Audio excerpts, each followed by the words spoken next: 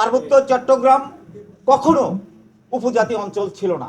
1966 সালে পাকিস্তান সরকার তাদেরকে উপজাতি অঞ্চল দিয়েছিল, কিন্তু 6 মাসের মাথায় এই যে দ্বিজাতি তত্ত্ব, আমরা কিন্তু মুসলিম কান্ট্রি, আমরা কিন্তু মুসলিম অধ্যাসিত এই দেশ, মুসলিমদের কান্ট্রি, মুসলমানদের দেশ। সেই কারণে 6 মাসের মাথা উপজাতি অঞ্চল বিলুপ্ত করতে বাধ্য হয়েছে। 1971 সালে এই দেশ কোনো উপজাতি অঞ্চল ছিল না। এই দেশে কোনো রাজা সার্কেল, এটা একটা সার্কেল অফিসার, সেখানে যেহেতু উপজাতি ক্ষুদ্র নিগোষ্ঠী, এরা গরিব অসহায়, এরা দিন এনে দিন খায়, এদের কোনো অস্তিত্ব নেই। এরা এমন একটা পোশাক পরতে পারে না, এরা হাল চাষ করতে পারে না। যারা হাল চাষ করতে পারে না, যারা জীবন একটা পোশাক পরতে পারে না, ল্যাংটা থাকে, যারা এই কাপড় চোপড় ছাড়াই বাজারে আসে বাঙালিদের, তখন বাংলাদেশ সরকার যেটা স্বাধীনতার পরে মনে করেছে যে উপজাতিদেরকে আমাদের লেভেলে নিয়ে আসবো। উই আর অল বাংলাদেশি, এখানে উপজাতি নাই, ক্ষুদ্র নিগোষ্ঠী নাই। আজকে এই বাংলাদেশের একটি গোষ্ঠী তাদেরকে নিগোষ্ঠী, উপজাতি, আদিবাসী বানিয়ে আমাদের মুসলিম জাতির সাথে একটা ক্লেশ তৈরি করছে। আমাদের সেনাবাহিনী, এদেশের সার্বভৌমত্বের অংশীদার হলো সেনাবাহিনী। এই সেনাবাহিনীকে নিয়ে আন্তর্জাতিক মিডিয়া, ল্যাংটা স্যাংটা মানুষ যারা দুইটা কথা বলতে পারে না, তারাও সেনাবাহিনীর বিরুদ্ধে কথা বলে। এই সাহসটা কারা দিয়েছে? এই সাহসটা দিয়েছে আমাদের পার্শ্ববর্তী দেশ সহ কিছু আন্তর্জাতিক গোষ্ঠী। তারা পার্বত্য চট্টগ্রামকে অস্থিতিশীল করার জন্য সেখানে অর্থ বিনিয়োগ করছে, হাজার হাজার কোটি বিনিয়োগ করার জন্য তারা বসে আছে, যে তারা এখানে একটা অটোমোবাইল স্টেট হবে, সেই স্টেটে যাইয়া তারা সে চায়নাকে আক্রমণ করবে, তারা ভারতকে আক্রমণ করবে, তারা সাগর ডোমিনেট করবে। সেটার জন্য তো আমাদের ভূমি ব্যবহার করতে দেব না।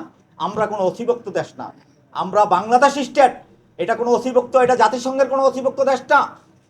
এই দেশ 1972 সালে যে 71 সালে স্বাধীন হয়েছে, 1972 সালে যে সংবিধান হয়েছে, সংবিধানের সার্বভৌমত্বের অংশ 10 ভাগের 1 অংশ হলো পার্বত্য চট্টগ্রাম।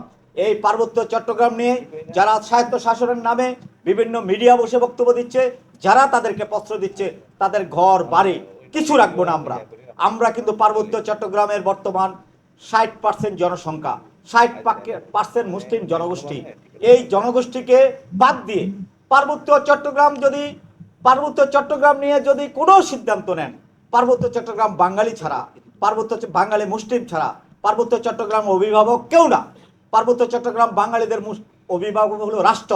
এই রাষ্ট্রের বাইরে গিয়ে বাঙালিদের চিন্তা ভাবনা, বাঙালিদের যে অস্তিত্ব, বাঙালিদের 30,000 বাঙালিদের হত্যা হয়েছে, একটি হত্যার বিচার হয় নাই, তার জবাব কিন্তু যারা এই স্বায়ত্ত শাসনের নামে উপজাতি, যারা একসময় ন্যাংটা ছিল, যারা পোশাক পরতে পারে নাই, যারা হাল চাষ করে খাইতো, যারা বনে ওই পশু পাখি শিকার করে খাইতো, তাদেরকে আজকে আমরা রাজধানীতে বসে এনে, রাজধানীতে আমরা ভিআইপি হোটেলে বসে আলাপ আলোচনা করছে, স্বায়ত্ত শাসন চাচ্ছে।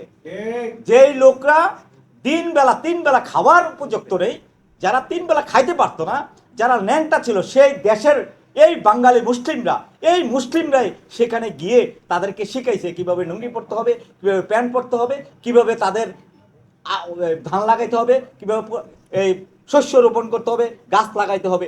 তারাই আজকে এসে বলতেছে যে বাঙালি মুসলিমদেরকে তোমরা অন্যত্র নিয়ে যাও, এটা আমাদের জায়গা, বাবার বাড়ি আবদার। এগুলি ভুলে যান।